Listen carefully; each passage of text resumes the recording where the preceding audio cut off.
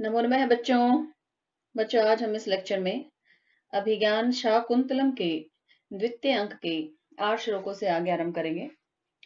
8 श्लोकों तक हम पढ़ चुके हैं। इसके आगे का बच्चों के आगे संवाद है विदूषक विहस्य, जो लिखा विदूषक हंसकर। तो इसमें बच्चों प्रसंग चल रहा था, वर्णन क्या चल रहा था कि राजा विदूषक को क्या कहते हैं। सभी चले जाते हैं, सेनापति भी, द्वारपाल भी, और विदूषक कहते हैं तो यह स्थान जो है क्या हो गया, निर्मक्षिकाणाम अर्थात निर्मक्षिकम। मक्षिकाणाम अभाव अविभास मास का जहाँ प्रयोग है, बताया भी था बच्चों आपको पहले। कहते मक्खियों से रहित हो गया ये स्थान, अर्थात अब वहां कौन है, विदूषक है और राजा है, बस। तो अब यहाँ राजा और विदूषक आपस में बात कर रहे हैं, इनका वार्तालाप चल रहा है। इसमें राजा कहते हैं कि आश्रम के अलंकार स्वरूप उस शकुंतला को लक्ष्य करके मैं कह रहा हूँ कि वह बहुत ही सुंदर है। अब जैसे ही विदूषक ने तो क्या कहा, राजा आप बहुत सुंदर हो मेरे लिए तो, लेकिन राजा कह रहे कि नहीं, मैं किसकी बात कर रहा हूँ, शकुंतला की, वह बहुत सुंदर है। ऐसा कहने पर विदूषक ने क्या कहा कि मैं तो अवसर ही नहीं दूंगा राजा को। यदि राजा उसके विषय में ही बात करते रहे, इनकी और अधिक उत्सुकता बढ़ती गई, तो ये नगर में जाने का नाम नहीं लेंगे। इसलिए विदूषक ने क्या सोचा कि मैं राजा को अवसर ही नहीं दूंगा। तो विदूषक कहते हैं कि आप तपस्वी की कन्या के इच्छुक दिखाई पड़ते हैं महाराज। तो राजा दुष्यंत ने क्या कहा कि नहीं, त्याज्य वस्तु की ओर पूर्ववंशियों का मन प्रवृत्त नहीं होता। वह तो अप्सरा की पुत्री है, क्षत्रिय के संतान है यहाँ का। अब देखिए, जैसा यह वर्णन किया तो उसके बाद विदूषक क्या कहता है वो वर्णन है बच्चों, यहाँ 8 श्लोक से आगे का।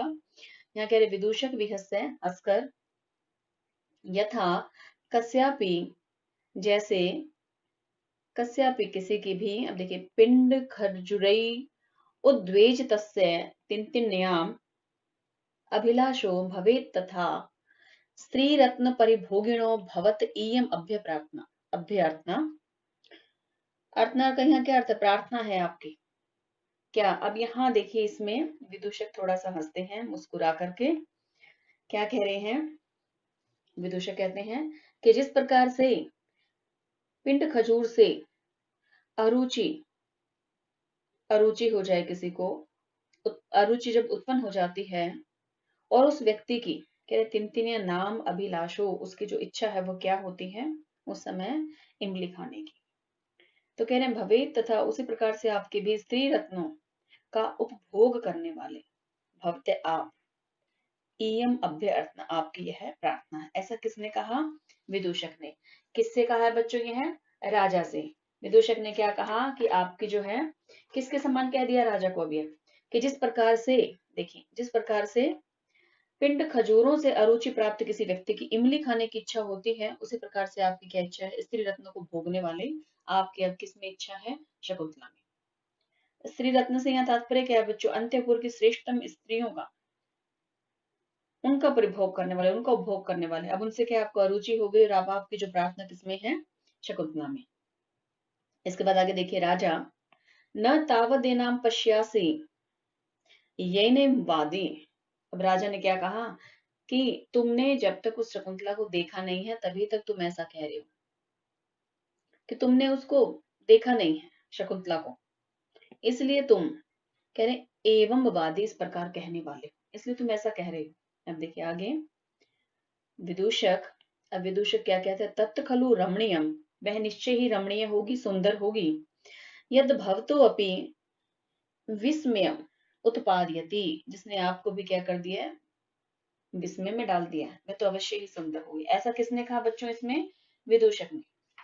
जब राजा ने कहा कि तुमने उसे देखा नहीं है, तो विदूषक ने कहा क्या, क्या कहा कि वह अवश्य ही मनोहर होगी, जो आपको भी आश्चर्य में डाल रही है, आश्चर्य कर रही है। राजा वयस्य मित्र, या वयस्य किसके लिए आए हैं, विदूषक के लिए। किम बहुना, और अधिक क्या। अब बच्चों देखिए, इससे आगे यह श्लोक है, ये देखिए 9वां श्लोक यहाँ तक। अब इसमें राजा शकुंतला के बारे में, उसकी सुंदरता के बारे में देखिए यहाँ कह रहे हैं कि उसकी जो है विधाता ने, सृष्टिकर्ता ने उसका कैसे निर्माण किया, उसका वर्णन यहाँ कर रहे हैं। और देखिए इसमें ये यहाँ से बच्चों आरंभ है चित्रे निवेश है। पहले इसका हम परिच्छेद कर लेते हैं बच्चों। इसमें देखिए यहाँ से है, ये देखिए इसमें है बच्चों, पहला पद इसमें क्या आ रहा है, चित्रे, चित्रे है। आप उसके बाद देखिए यहाँ क्या है, चित्रे निवेश है, परिकल्पित सत्व योगा रूप उच्चैन मनसा विधिना कृता नु। इसके बाद देखिए आगे, श्री रत्न सृष्टि अपरा, यहाँ क्या है बच्चों, ये इसमें है, यह पद है सृष्टि है अपरा, प्रतिभाति सा में, धातु हो, यहाँ क्या है ये धातु, विभुत्वम, इसके बाद है विभुत्वम अनुचिंत्य, वपुश्च, इसमें क्या है बच्चों, वपुः च, और इसके बाद क्या है ये तस्या। ये इसका हमने परिच्छेद कर लिया बच्चों। अब इसका अर्थ देखते हैं। यहाँ राजा जो कह रहे हैं, देखिए यहां से लेते हैं इसे अंतिम चरण से, तस्या उसके, उसके कौन, शकुंतला के, शकुंतला के, वपुः शरीर, च का क्या अर्थ है और, देखिए वपुः च तस्या उसके शरीर पर, अनुचिंत्य विचार करके, उसके शरीर पर विचार करके, और साथ में क्या ले रहे, धातु विभुत्वम, अर्थात उस विधाता की सर्वशक्तिमता पर। यहाँ बच्चों धातु से क्या तात्पर्य आ गया, यहाँ विधाता की, उस विधाता की, विभुत्वम उसका जो विभुत्व है, जो उसके सर्वशक्तिमता है, उस पर अनुचिंत्य विचार करके, और साथ ही वपुज च तस्या उस शकुंतला के शरीर पर विचार करके। अब यहाँ राजा कह रहे उस विधाता की सर्वशक्तिमता, विधाता के बारे में भी सोच रहे कितना सर्वशक्तिमान है। दूसरा कह रहे उसके शरीर पर अर्थात शकुंतला के शरीर पर विचार करके मुझे क्या लगता है। अब देखिए वह है इसका प्रथम चरण में बच्चों, यहाँ इस श्लोक के। अब राजा कह रहे मुझे कैसा लगता है, क्या लगता है, चित्रे निवेश्य, पहले क्या किया है, चित्र बनाकर, चित्रे चित्र, निवेश्य है बच्चों बनाकर, परिकल्पित। अब देखिए परिकल्पित सत्व योगा, सत्व योगा का क्या अर्थ है, जीवन का संचार करना, उसके अंदर प्राण डालना। ऐसा कौन कह रहे हैं इसमें, राजा दुष्यंत। किससे कह रहे हैं, विदूषक से, कि सबसे पहले क्या किया, चित्रे निवेश्य, चित्र में स्थापित किया है, अर्थात पहले विधाता ने चित्र बनाया, उसके बाद उसमें सत्व योगा जीवन का संचार किया, जीवन का संचार किया है। देखिए परिकल्पित सत्व योगा, जीवन का संचार करके। अब आगे देखिए रूप उच्चैन, बच्चों यहाँ देखिए रूप उच्चैन, इसका क्या है, रूप सौंदर्य, रूप क्या होता है, सौंदर्य है, और साथ ही इसमें कह रहे हैं यहाँ उच्चैन, इसका क्या अर्थ है, समूह, सौंदर्य के समूह से। अब देखिए मनसा, मन से, विधि ना विधि पूर्वक, विधि से, कृता की गई है, बनाई गई है,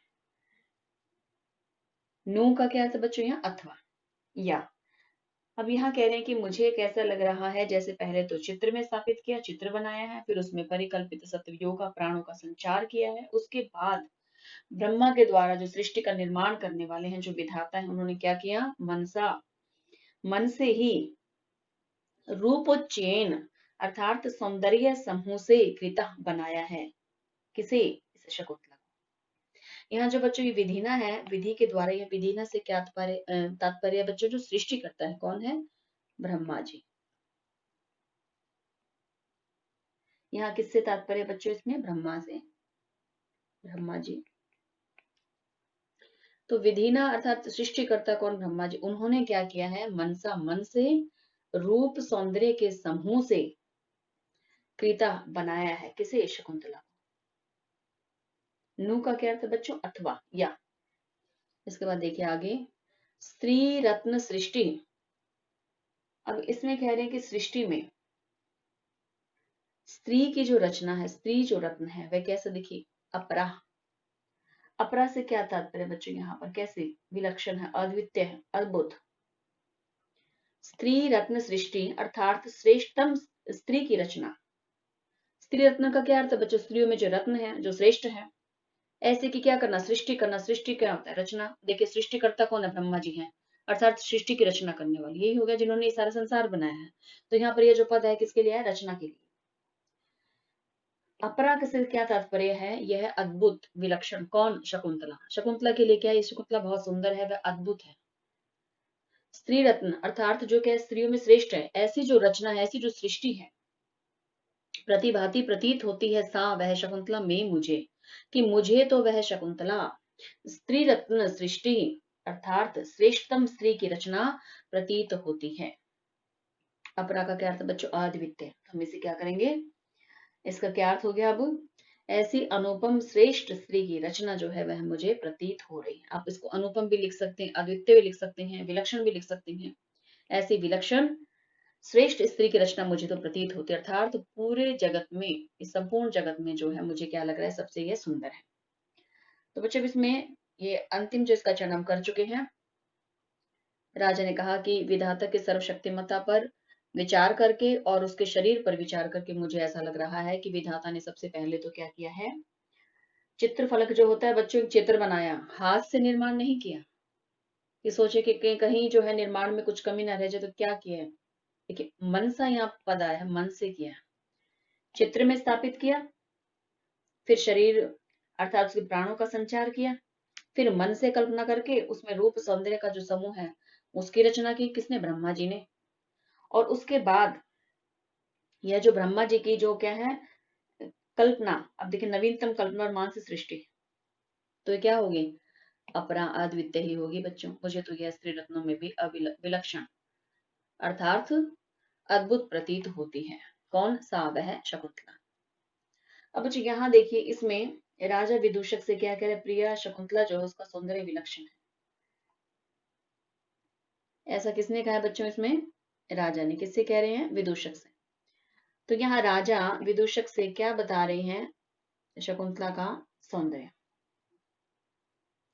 अब बच्चों इसी प्रकार का सौंदर्य जो महाकवि कालिदास जी ने कुमार संभव महाकाव्य में भी किया है। पार्वती जी के सौंदर्य को भी इसी तरह उन्होंने अनुपम किया है, चित्रित किया है। जो ये अनुपम, जो विलक्षण जो है सौंदर्य चित्रित किया, कहाँ? कुमार संभव में भी है, आपको देखने को मिलेगा। तो बच्चों यहाँ जो श्रृंगारी है, जो नारी सौंदर्य के इस तरह का जो वर्णन करते हैं, ऐसे जो उपासक है कालिदास की शैली, उनकी सभी नायिकाओं के चित्रण में बच्चों दृष्टव्य है, देखने को मिलती है।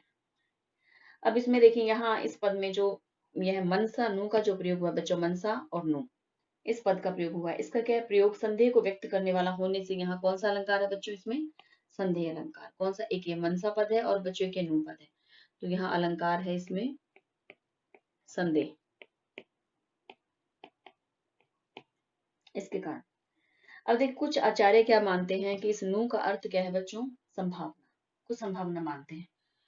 तो इसके कारण जो है इस संभावना कारण यहाँ पर जो है कुछ क्या मान लेते हैं इसमें कुछ आचार्य कि यहाँ पर उत्प्रेक्षा अलंकार है। कौन सा?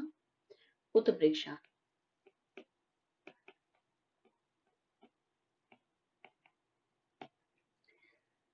और साथ ही बच्चों यहाँ पर देखिए अपरा स्त्री रत्न सृष्टि, यह जो पद इसमें आया है अपरा स्त्री रत्न सृष्टि, इस कथन में अभेद में भेदात्मक है बच्चों यहाँ।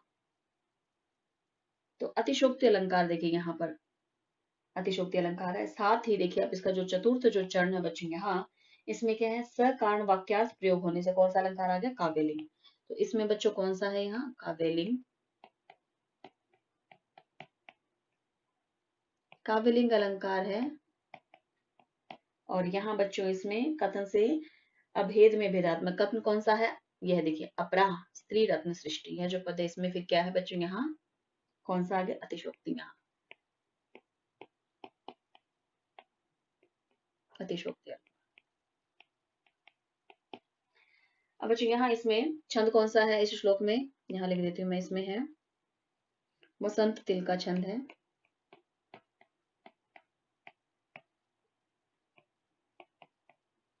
अब देखिए राजा को यहाँ क्या लग रहा है? विदूषक से कह रहे हैं कि उन जो शकुंतला का सौंदर्य है वो क्या है? विलक्षण है, कहीं अन्य स्त्री में वह देखने को नहीं मिलता।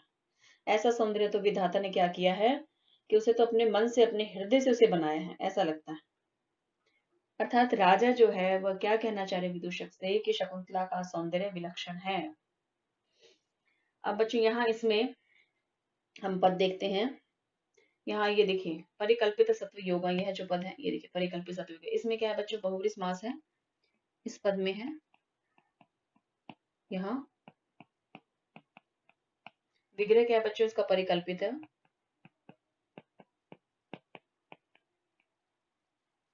सत्वस्य योगे यस्याम सा, यस्याम सा, ये बच्चों इसका विग्रह हो गया इस पद का। और इसके बाद आप देखिए इससे आगे आ रहा है पद रूप उच्चैन। देखिए यहाँ है ये रहा रूप उच्चैन। इस पद में बच्चों क्या है, मैं इसे यहीं लिख देती हूँ। इसमें क्या है बच्चों, यहाँ रूपस्य, रूपस्य है उच्चय। इसमें बच्चों यहाँ षष्ठी तत्पुरुष है। कौन सा समास है, यहाँ षष्ठी तत्पुरुष समास है। इसके बाद आप इसमें और देखिए बच्चों, यहाँ पद आ रहा है इसमें, देखिए ये रहा नीचे प्रतिभाति। इस पद में क्या है बच्चों, यहाँ पर प्रति जमा भा और साथ में है बच्चों इसमें लट लकार का इसके अंदर प्रयोग है। प्रति जमा भा जमा में लट क्या है बच्चों, इसके साथ में लकार, लट लकार का। अब देखिए बच्चों इसमें यह जो पद आ रहा है अपरा, अपरा का क्या है, जो अन्य जो विद्वान है। अब यहाँ इसमें लिया, इसका अर्थ जो क्या लिया गया है, विलक्षण है, अद्वितीय है, अनुपम है। लेकिन कुछ विद्वान इसका अर्थ क्या मानते हैं बच्चों, इसमें उर्वशी अर्थ भी लिया है बच्चों। जैसे काले जी जो है उन्होंने इसका अर्थ क्या लिया है, उर्वशी। तो कुछ विद्वान जो है यहाँ लिख देती हूँ बच्चों में, इसमें इसका जो अर्थ है कि कुछ विद्वान जो है अपरा का अर्थ क्या मानते हैं, इसमें उर्वशी, ये अर्थ मानते हैं बच्चों इसमें। लेकिन इसमें उचित क्या है बच्चों, जो पद उचित है इसके अंदर जो अर्थ उचित है बच्चों, वह क्या रहा है, इसमें अपरा का जो अर्थ उचित जो दिखाई दे रहा है वह विलक्षण है, अद्वितीय है। इसलिए यह यहाँ यही जो है सही प्रतीत होता है बच्चों। कुछ विद्वानों ने माना है कि यह पद जो है उर्वशी इत्यादि के लिए लिया गया है। अब बच्चों इससे आगे देखते हैं। अब यहाँ वर्णन कर दिया महाराज राजा दुष्यंत ने किसके सामने, विदूषक के सामने, कि परमात्मा ने, ईश्वर ने, उस सृष्टिकर्ता ब्रह्मा ने जो है शकुंतला का निर्माण कैसे किया है। अब देखिए इससे आगे है यहाँ, इसके बाद विदूषक है। विदूषक क्या कह रहे हैं, यद्य एवं प्रत्यादेश इदानीम रूपवती नाम। अब यहाँ विदूषक क्या कह रहे हैं, जैसे यह सुना, राजा ने जब इतना वर्णन कर दिया कि शकुंतला का सौंदर्य तो विलक्षण है, अद्भुत है, उसके बाद देखिए विदूषक क्या कह रही हैं कि यद्येवम, यदि ऐसा है तो, कह रहे यदि ऐसा है तो अब जो रूपवती नाम, जितनी भी रूपवती स्त्री हैं वो तो सब क्या हो गई हैं, तिरस्कृत हो गई हैं। क्यों, क्योंकि अब तो आपने तो कह दिया कि सबसे सुंदर तो वही है, तो अन्य जो स्त्री हैं तो तिरस्कृत हो गई हैं। अब देखिए आगे, यहाँ राजा कह रहे हैं इदम च में मन से वर्तते। राजा ने क्या किया, मुझे तो ऐसा प्रतीत होता है, राजा कह रहे इदम च मन से वर्तते, मुझे तो ऐसा प्रतीत होता है कि। अब देखिए राजा अब उसके सौंदर्य का वर्णन अब और कर रहे हैं। अब इस श्लोक में वह फिर कह रहे हैं विदूषक को कि शकुंतला का सौंदर्य कैसा है। इसमें बच्चों देखिए यहाँ से यह आरंभ है, इसका पहला चरण है और यहाँ तक है ये 10वां श्लोक जो है, देखिए यहाँ। अब इसमें बच्चों हम इसे आरंभ कर रहे हैं। तो इसमें इसका जो तृतीय चरण है बच्चों, देखिए यहाँ से ये श्लोक प्रारंभ है, यहाँ से होता है। इसमें देखिए यह तृतीय चरण आ गया इसका, इसे हम सबसे पहले लेते हैं। इस पद में ये जो पद है, इसका बच्चों पद छेद ही कर लेते हैं पहले, उसके बाद मैं आपको यहाँ से इसे आरंभ करूंगी अनघम से ही। देखिए इसका पद, इसका थोड़ा सा पूरा नहीं है, देखिए अब ये आपको दिखाई देगा। यहाँ इसमें पद है बच्चों अनाघ्रातम, इसके बाद पुष्पम, किसलियम, आलूनम। यहाँ क्या है ये, यह पद है किसलियम, इसके साथ है बच्चों यह है अलूनम। अब इसके बाद आप आगे देखिए पद कौन सा आ रहा है, कर रूहई,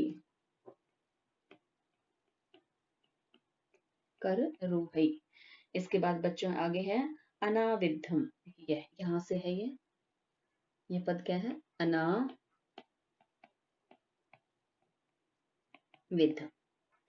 अब इसके बाद देखते हैं आगे, जो इसमें दूसरा जो चरण है, यहाँ है रत्नम, मधु, नव मनः आस्वादित रसम। अब इसमें क्या है, यहाँ से इसे कर लेते हैं। यहाँ क्या है बच्चों, ये नव मना पद है इसमें।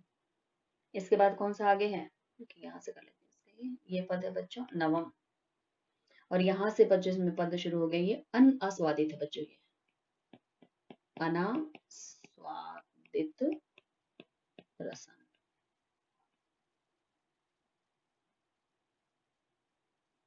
यह है क्या है बच्चों, नवम अन्न आस्वादित रसम। इसके बाद आप देख अखंडम।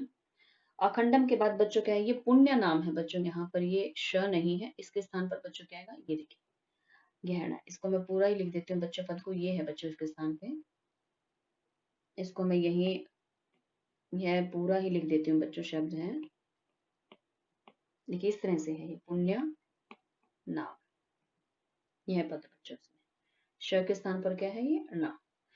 आगे है फलम ईव, देखिए ये है फलम ईव च। इसके बाद बच्चों आप देखिए यहाँ क्या आ रहा है, अब तद रूपम, तद, इसके बाद है रूपम, ये यहाँ तक है, और यहाँ क्या है बच्चों, ये अनघम। आगे है न जाने। इसके बाद देखिए इसमें आगे पधारा भोगतारम कम इह, कम है, इह है, सम उपस्थास्यति। यहाँ पर क्या है बच्चों, इसमें सम, सम आ रहा है पद, और इससे आगे है उपस्थास्यति, तत्पश्चात है बच्चों इसमें विधि। यह इसका पदच्छेद कर लिया बच्चों, अब इसका देखते हैं अर्थ, देखते हैं। अब बच्चों हम इसे यहाँ से देखिए आरंभ कर रही है, अनगम, तद रूपम अनगम। यहाँ ये पद है, अनगम का क्या अर्थ होता है, निष्पाप। तद रूपम, उसका रूप, देखिए ये अ न क्या है, ये घ है बच्चों, ये क्या है अनघम। उसका जो सौंदर्य, उसका जो रूप है, अनगम मीन्स क्या है, निष्कलंक, निष्पाप, कि उसका निष्पाप जो सौंदर्य है वह कैसा है। तो यहाँ से ये जो तद आया है बच्चों, किसके लिए आ गया, शकुंतला के लिए। तद रूपम अनघम, शकुंतला का निष्पाप सौंदर्य। अब देखिए हम इसमें पहले प्रथम चरण से विचार करेंगे बच्चों, कैसा है, अनाघ्रातम पुष्पम। घ्रा धातु से बना है बच्चों, आप जानते हैं कि क्या अर्थ होता है, सूंघना। अब यहाँ देखिए कह रहे अनाघ्रातम, जो सूंघा नहीं गया, ऐसा पुष्पम मीन्स ऐसा फूल है, न सूंघा गया क्या है, फूल है। किसलियम, किसलियम क्या होती है बच्चों, कौपल। कौपल कैसे, अलूनम, अलूनम का क्या अर्थ आ गया, जो क्या है, काटा नहीं गया, किससे, नाखूनों के द्वारा। जो कह रहे हैं कि नाखूनों के द्वारा जो काटा नहीं गया, इसमें क्या है, जब जो किसलियम, अलूनम, और साथ ही क्या, कर रूहई। कर रूही का क्या अर्थ होता है बच्चों, नाखूनों के द्वारा। इसका क्या अर्थ है, कर रूही का, यहाँ पर क्या आ जाएगा, नाखूनों के द्वारा। अलूनम क्या होता है बच्चों, जो काटा नहीं गया, जो छेदा नहीं गया, जो नहीं छेदा गया, नहीं काटा गया, क्या अलूनम। और किसलम का क्या अर्थ है बच्चों, कौपल। तो कह रहे कि नाखूनों के द्वारा न काटा गया, कर रूही अलूनम, नाखूनों से न कटा हुआ क्या है, किसलियम, कौपल है, एक ऐसा कोमल पत्ता है जो नाखूनों के द्वारा नहीं काटा गया है। साथ ही ये देखिए आगे पद कह रहा है अनाविद्धम, न बिंधा हुआ क्या है, रत्नम, रत्न है, न बिंधा हुआ रत्न है। अब कह रहे कि शकुंतला का जो सौंदर्य है वह कैसा है, निष्कलंक है। ऐसा जो सौंदर्य है वह ना सूंघा गया फूल है, नाखूनों से न कटा हुआ कोमल पत्ता है या कौपल है, और ना बिंधा हुआ रत्न है। आगे कह रहे हैं कि मधु, मधु से क्या तात्पर्य, देखिए नव मधु, मधु भी कैसा है बच्चों पे, नवम, नया, नया मधु है, नया मधु है। कैसा, अन्न आस्वादित रसम, जिसके रस का भी आस्वादन नहीं किया गया, ऐसा नया मधु है, जिसके रस का आस्वादन नहीं किया गया। अन्न आस्वादित, आस्वादन क्या होता है बच्चों, देखिए आस्वादित होता तो आस्वादन किया गया, चखा गया। अन्न आस्वादित, जो चखा नहीं गया, जिसका आस्वादन नहीं किया गया। ऐसा रसम का क्या अर्थ है, रस, किसका, नवम मधु, नए मधु का। अब कह रहे कि जिसके रस का आस्वादन नहीं किया गया है, ऐसा क्या है, वह नवम मधु, नया मधु है। अखंडम पुण्य नाम। अब देखिए पुण्य नाम का क्या है, पुण्यों का, अखंडम अखंडित, क्या है, फलम ईव, फल के समान है। अखंड पुण्यों का फल है, जिसे शकुंतला मिलेगी वह क्या है, उसने तो बहुत ही पुण्य किए होंगे, उसके लिए तो क्या अखंड पुण्यों का फल है यह शकुंतला। अब आगे क्या कह रहे हैं इसमें, भोगतारम, उपभोक्ता, भोगने वाला, कम, किसे, यह इस संसार में, इस संसार में किसे, सम उपास्यस्ति, इसका क्या अर्थ है, उपस्थित करेगा, उपभोक्ता बनाएगा। विधि, विधि से क्या तात्पर्य है बच्चों बताओ, इसमें बहुत ही आसान है, परमात्मा, ईश्वर। ईश्वर यह इस संसार में न जाने कम किसे भोक्तारम उपभोक्ता बनाएगा, किसका? शकुंतला। भोक्तारम से क्या है? उपभोग करने वाला, उपभोक्ता। और कम कौन? कौन व्यक्ति? यह इस संसार में, विधि ईश्वर, ईश्वर ने पता नहीं कि इस संसार में जो है इसका उपभोक्ता किसको बनाए, अर्थात इसका विवाह किसके साथ होगा। यह है बच्चों इसका अर्थ है। समुपस्थिति का अर्थ क्या होता है? कौन इसके लिए जो है विधाता ने किसका निर्माण किया, कौन प्रस्तुत होगा, किसको यहाँ जो है प्रस्तुत करेगा, उपभोग करने के लिए किसको प्रस्तुत करेगा? कौन? विधाता। अर्थात इस शकुंतला का विवाह किससे होगा यह तो मुझे ज्ञात नहीं है, लेकिन जिसके साथ भी होगा वह व्यक्ति क्या है? अखंड पुण्यों का फल प्राप्त करने वाला होगा, अर्थात बहुत ही सौभाग्यशाली व्यक्ति होगा जिसका विवाह शकुंतला के साथ होगा। तो बच्चों देखिए इस श्लोक में शकुंतला का जो सौंदर्य उसको क्या कह दिया? अनगम है, निष्पाप है, निष्कलंक है। दूसरा कह रहे हैं कि संसार में, इस संसार में जो परमात्मा है, जो विधि है, न जाने किसको इसका भोगतार भोगने वाला बनाएगा, किसको प्रस्तुत करेगा। यह इस संसार में कम कौन कौन व्यक्ति वह होगा। अब राजा कह रहे हैं जो व्यक्ति इसके साथ विवाह करेगा, जो भी इसका उपभोक्ता होगा, वह क्या है? अखंड पुण्य नाम फलमीव, अर्थात बहुत ही सौभाग्यशाली व्यक्ति होगा, अखंड पुण्यों का फल प्राप्त करने वाला व्यक्ति होगा वह। अब यह तो मुझे ज्ञात नहीं है कि इसमें परमात्मा जो है किसके साथ जो है इसका विवाह करेगा, ऐसा कौन कह रहा है? यहाँ राजा दुष्यंत। और साथ ही क्या करें कि नया मधु, देखिए यहाँ जो वर्णन है कह रहे हैं कि यह जितना जो आया है यह वर्णन कि यह जो है न सूंघा गया फूल है, न काटी गई, जो नाखूनों के द्वारा न काटी गई कौपल है, अनाविधम रत्नम, न बिना हुआ रत्न है, ऐसा नया मधु है जिसका आस्वादन अभी किया नहीं गया। ये सब किसके लिए? शकुंतला के सौंदर्य के लिए, उसका सौंदर्य ऐसा है। तो बच्चों यहाँ इस श्लोक में आप देखेंगे कि कालिदास जी ने इसमें क्या है, जो सौंदर्य विषयक भावना अभिव्यक्त हुई है इसमें, कालिदास जी ने शकुंतला के रूप को निष्कलंक कहा है, परम पवित्र माना है। और यह क्या ध्वनित किया है इसमें? इसमें यहाँ इस श्लोक में क्या ध्वनित कर रहे हैं कालिदास जी? यहाँ तक है बच्चे, देखिए ये यहाँ से और ये यहाँ तक, इसमें कह रहे हैं कि सर्वथा दोष वर्जित सौंदर्य उपासनीय होता है, श्लाघ्य होता है, प्रशंसनीय होता है। यह ध्वनित कर रहे हैं कौन? कालिदास जी। तो यहाँ कालिदास जी की जो है सौंदर्य विषयक भावना अभिव्यक्त हुई है। आप ये लिख सकते हैं इसमें, यहाँ मैं इसमें यहाँ लिख देते हैं बच्चों इसमें अंत में,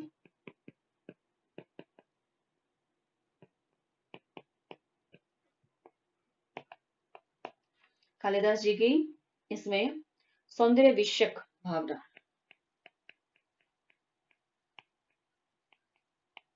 और साथ ही बच्चों आपने इस श्लोक में क्या देखा कि सौंदर्य जो है, शकुंतला का सौंदर्य इतना है इसने राजा को भी आश्चर्यचकित कर दिया। यहाँ सौंदर्य विषयक भावना अभिव्यक्त हुई है। अब बच्चों इसमें देखते हैं यहाँ जो पद आ रहा है इसके अंदर, देखिए ईव जो पद आया है इसमें कहाँ है, देखिए अब इसमें देखिए फलम ईव, इसमें है बच्चों, ये देखिए ये रहा फलम ईव। अब जो ये ईव जो पद आ रहा है इसको क्या किया है, इस शब्द को पुष्पमादि जितने भी उपमान है सबसे जोड़ा गया। तो ये इस श्लोक में कई उपमाएं हैं बच्चों, तो इसमें जो है अलंकार कौन सा आ गया बच्चों? यहाँ पर मालोपमा अलंकार है, मैं यही इसमें लिख देती हूँ।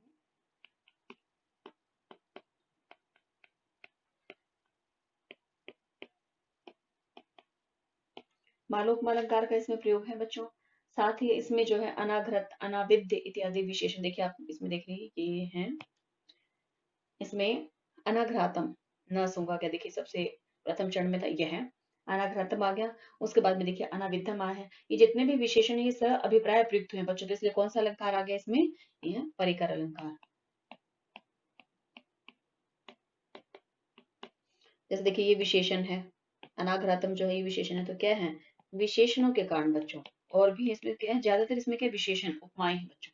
यहाँ कौन सा अलंकार आ गया? इसमें परिकर अलंकार। साथ ही बच्चों इसमें छंद कौन सा है? इसमें है शिखरणी नामक छंद है बच्चों, इसमें शिखरणी यह छंद है, इस श्लोक में यह छंद है। और बच्चों इसके अंदर अब देखते हैं यहाँ इस श्लोक में क्या है, कम ही समुपस्थास्यति जो पद है इसमें बच्चों समुपस्थास्यति, इसमें क्या राजा की उत्सुकता और वो जो प्राप्ति की जो उत्कट अभिलाषा इसमें व्यक्त हुई। देखिए आप इसमें मैं दिखाती हूँ सबसे अंत में, देखिए यह जो पद है इसमें यह जो पद आ रहा है, देखिए कम इह, यह पद आया है कम ई है, सम उपस्थास्यति, इसमें क्या है राजा की उत्सुकता हो रही कि राजा सोचे किसके साथ इसका विवाह होगा, उत्सुकता भी है प्राप्ति है, उसकी उत्कट अभिलाषा यहाँ व्यक्त हो जा रही है बच्चों इसमें। इसमें यहाँ पर आप देखेंगे कि शोभा नामक नायिका अलंकार भी है बच्चों इसमें, इसे मैं यही लिख देती हूँ। इसमें कौन सा है बच्चों, यहाँ शोभा नामक,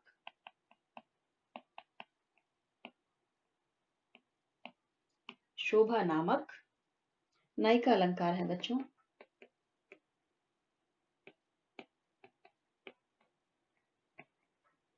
अब देखिए यहाँ 10 रूपक में भी ये जो श्लोक है बच्चों, यह शोभा के उदाहरण स्वरूप ही आया है, किसमें 10 रूपक में।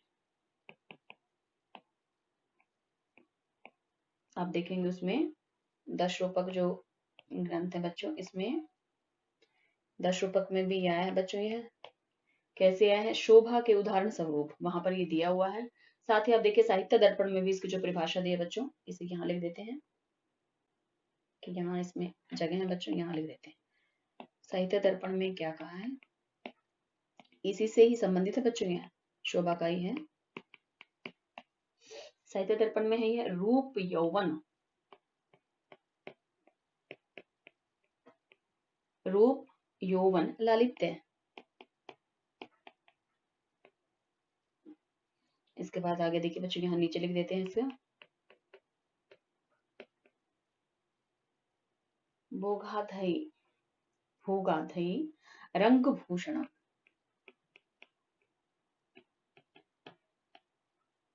यह बच्चों यह साहित्य दर्पण में दिया हुआ है, किसका लक्षण बच्चों, शोभा का ही।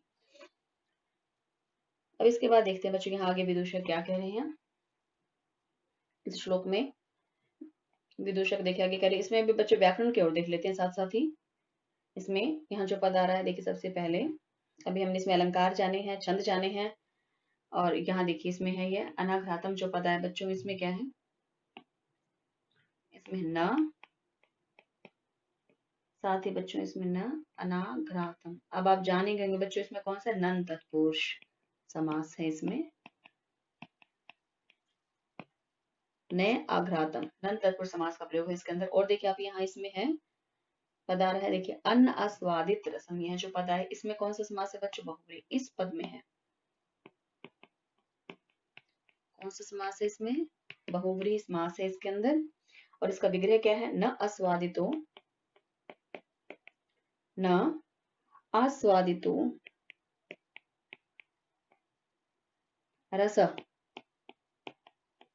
यस्य तत्, इसमें क्या है बच्चों, अब बहुव्रीहि समास के ऊपर आपको लिख दिया है।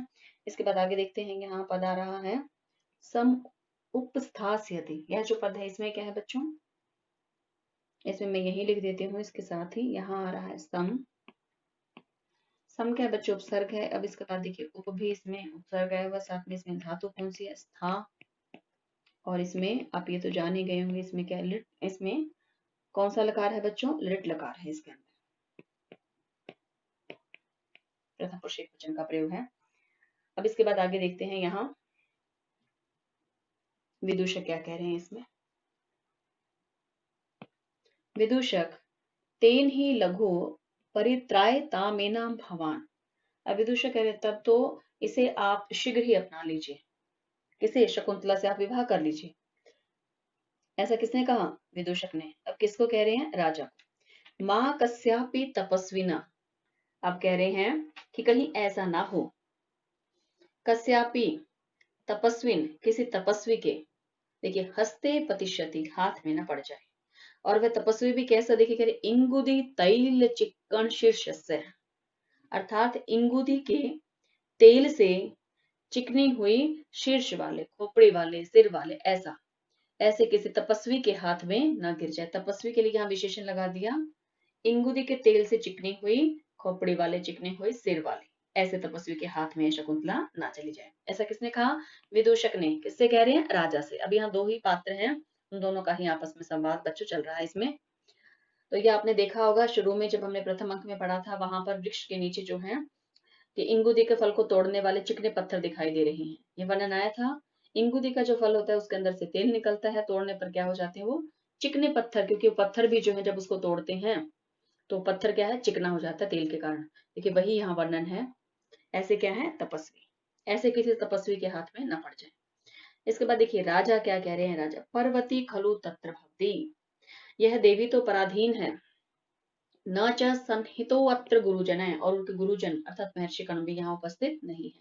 विदूषक है। विदूषक, अथ भवंतम अंतरेण की दृश्य है तस्या दृष्टि राग है, आपके प्रति उसका जो दृष्टि राग है, उसकी जो प्रेम युक्त जो दृष्टि है वह कैसी है? अब यहाँ विदूषक जानना चाह रहे हैं कि क्या शकुंतला भी राजा के प्रति अनुरक्त है, क्या शकुंतला की दृष्टि कैसी है? किससे पूछ रहे हैं? राजा से, कि क्या उसकी भी प्रेम युक्त दृष्टि है। अब देखिए राजा कह रहे हैं यहाँ, राजा निसर्ग देवा प्रगलभ तपस्वी कन्या जना।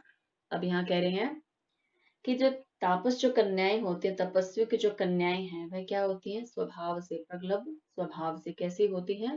भोली भाली। निसर्ग देवा प्रगल्भ तपस्वी कन्या जना, स्वभाव से भोली भाली होती हैं। तथापि तू, फिर भी तो। अब देखिए यहाँ ये आगे का जो श्लोक आ रहा है बच्चों, इस श्लोक में देखिए दो चरण का श्लोक है ये, और ये देखिए यहाँ ये 11वां श्लोक है। इस श्लोक में अब देखिए क्या बताया है यहाँ। राजा, जब विदूषक ने पूछा राजा से कि क्या शकुंतला भी आपके प्रति ऐसे ही अनुरक्त से युक्त दृष्टि रखती है, तो राजा ने अब यहाँ उसका उत्तर जो दिया बच्चों वह इस श्लोक में यहाँ। अब देखते हैं इसमें, पहले इसका पदच्छेद कर लेते हैं बच्चों। यहाँ देखिए इसमें आ रहा है, पदच्छेद करते हैं पहले। अभिमुखे मई समहितम इक्षितम, ये क्या है बच्चों? इधर से देखिए आप, इसमें पद अलग अलग करते हैं, पहले पदच्छेद कर लेते हैं। यह क्या है? इक्षितम। इसे और स्क्रीन थोड़ी सी बड़ी कर लेते हैं बेटा, ये देखिए। और साथ ही यहाँ क्या है? यह समहितम इक्षितम हसीतम। इसके बाद बच्चों यहाँ हसीतम, तत्पश्चात क्या है बच्चों? अन्य निमित्त। अब यहाँ ये पद आ गया अन्य, अन्य आ गया है। इसके बाद क्या? निमित्त। देखिए निमित्त हो गया कृतोदयम। अब इसके बाद देखते हैं आगे जो दूसरा इसका चरण है, इसमें देखते हैं विनय वारित वृत्ति है। यहाँ क्या है बच्चों? इसमें पद में यहाँ ये वृत्ति पद दिया हुआ, देखिए विनय वारित हो गया। इसके बाद यहाँ है ये वृत्ति। वृत्ति के बाद में आगे क्या दिया हुआ है? यहाँ देखिए अतः। तत्पश्चात बच्चों आगे क्या है? तया।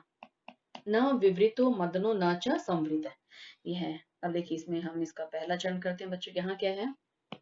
अभिमुखे अर्थात सामने मुख करना, उसके सामने दृष्टि डालने पर, सामने देखने पर, मई मेरे, समहृत इक्षितम। अब यहाँ देखिए समहृत इक्षितम अर्थात मेरे द्वारा उसके सामने देखने पर शकुंतला क्या करती थी? इक्षितम जो दृष्टि थी उसको क्या करती थी? समहृतम हटा लेती थी, अर्थात नेत्र से नेत्र नहीं मिलाती थी। मई मेरे, मई किसके लिए आ गया? राजा दुष्यंत के लिए। राजा दुष्यंत क्या कह रहे विदूषक से कि मई मेरे अभिमुखे सामने देखने पर, कि जब मैं शकुंतला की तरफ देखता, इक्षितम समहृत है, वह अपनी दृष्टि हटा लेती थी। समहितम का अर्थ क्या है बच्चों? हटा लिया, हटा लेना। इक्षितम का क्या अर्थ है? दृष्टि को। कब?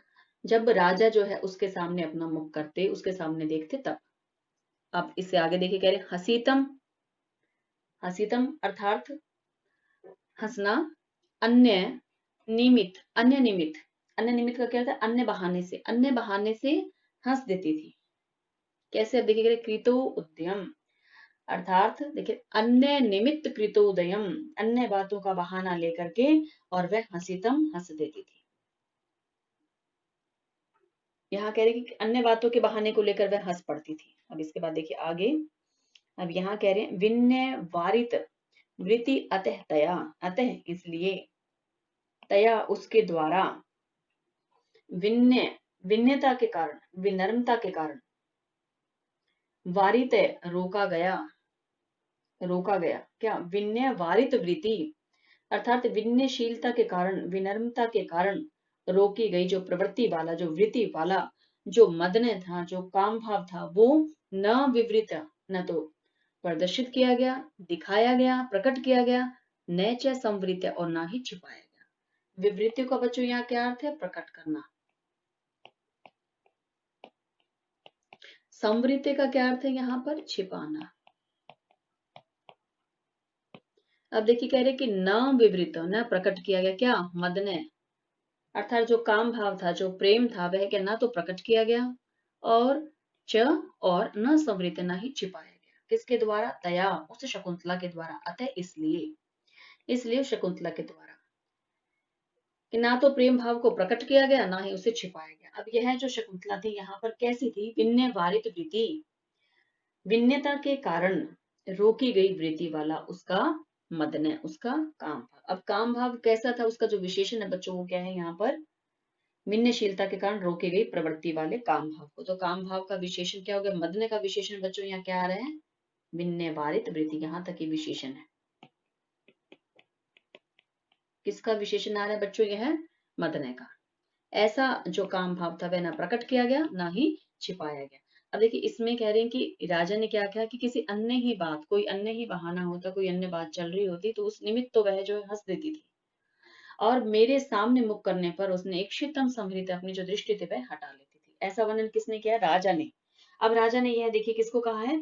विदूषक को कहा है। अब कह रहे हैं कि यद्यपि शकुंतला ने जो है दृष्टि नहीं मिलाई मेरे साथ, ना ही कोई वार्तालाप किया, हंस देती थी लेकिन अन्य ही निमित्त से, फिर भी उसके हाव भावों को देखकर मुझे ऐसा लगता है कि वह शकुंतला जो है मुझ पर अनुरक्त है।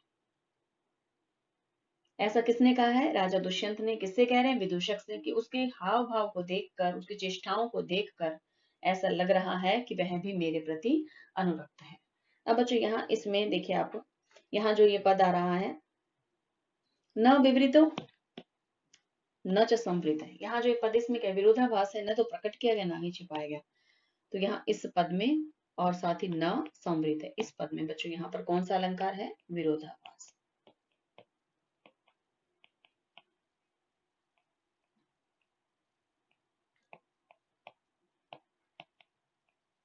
विरोधाभास अलंकार का।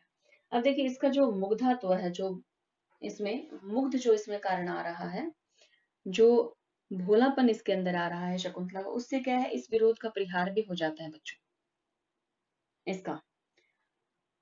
और यह देखिए कि इसमें कई जो इसमें आचार्य में इसका परिहार कर देते हैं, और कई इसमें जो आचार्य क्या करते हैं कि न विवृतो मदन न च संवृत है, यह जो मदन है, यह जो काम भाव है, यह देखिए यह अंतिम जो है इसमें विरोधाभास अलंकार मानते हैं। इसके अंदर बच्चों छंद कौन सा है? अब यहाँ लिख देती हूँ मैं, इसमें छंद है द्रुत विलंबित। देखिए छंद आ रहा है बच्चों इसमें द्रुत विलंबित, ये देखिए यह इसके अंदर छंद है इसमें। अब बच्चों आप यह तो जानते हैं कि छंद में क्या होता है? कर्मश नगण, भगण, भगण और रगण होते हैं, और कुल 12 वर्ण इसके नियत हैं। इसका लक्षण आपको पता ही होगा, द्रुत विलंबितम आह नभो भरो, यह है। तो यहाँ इस श्लोक में कौन सा छंद है बच्चों? द्रुत विलंबित छंद आ रहा है।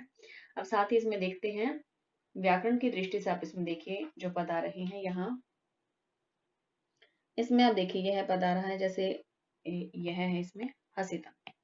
अब हसितम में बच्चों क्या है? यहाँ हसित जो ये पद आ रहा है, इसमें कौन सी धातु है? आप जानते हैं ये हस इसके अंदर धातु है, और तय प्रत्यय का प्रयोग है बच्चों इसमें। इस प्रकार से आप यहाँ देखिए यह जो इसमें पद है विन्य वारित वृत्ति, यहाँ तक कौन सा? विन्य वारित वृत्ति। यहाँ इसमें बच्चों कौन सा समास आ गया? इस पद में, इस पद में बच्चों समास कौन सा है? बहुव्रीहि। इसका विग्रह मैं यही लिख देती हूँ, विन्येन वारिता, विन्येन वारिता, वारिता के बाद है बच्चों इसमें वृत्ति, यस्य से, यस्य स, यह आ रहा है, ये इसका बच्चों विग्रह है। इसमें क्या बहुव्रीहि समास है। तो बच्चों आज हम इसमें यही इतने श्लोक तक करेंगे। अब आपने इसमें देखा कि यहाँ जो है शकुंतला न तो अपने प्रेम भाव को छुपा रही थी, और न ही जो है वह उसे प्रकट कर रही थी, लेकिन उसकी जो शालीनता है, जो उसकी देखिए यहाँ विन्यता है, विन्यता से क्या है इसमें पद लग रहा है? मुग्धत्व। जो मैं कह रही हूँ बच्चों, इसमें मुग्धत्व से क्या होता है? विरोधाभास अलंकार का परिहार भी कर देते हैं कई आचार्य, कि ऐसा जो है क्योंकि भिन्नता के कारण किया है शकुंतला ने। तो यहाँ उसका जो है इस शालीनता से, इस भिन्नता से क्या है, उसका मुग्धात्व भी सूचित हुआ है इसमें। अंग विकारों के द्वारा बच्चों अपने जो है स्वाभिलाषा का प्रकटन करना क्या भिन्नता का ही सूचक होता है यहाँ। तो ऐसे शकुंतला के द्वारा यहाँ भिन्नता सूचित की गई है, मुग्धात्व है, तभी इसमें कई आचार्य कहते हैं कि ये विरोधाभास का यहाँ परिहार हो जाता है। यही कारण है बच्चों इसमें। अब इस श्लोक में आपने देखा कि यहाँ राजा को क्या लग रहा है शकुंतला के चेष्टाओं से, शकुंतला के हाव भाव से, कि उसके द्वारा जो है जो चेष्टाएं की गई हैं उनसे क्या लग रहा है कि वह भी राजा दुष्यंत के प्रति अनुरक्त है।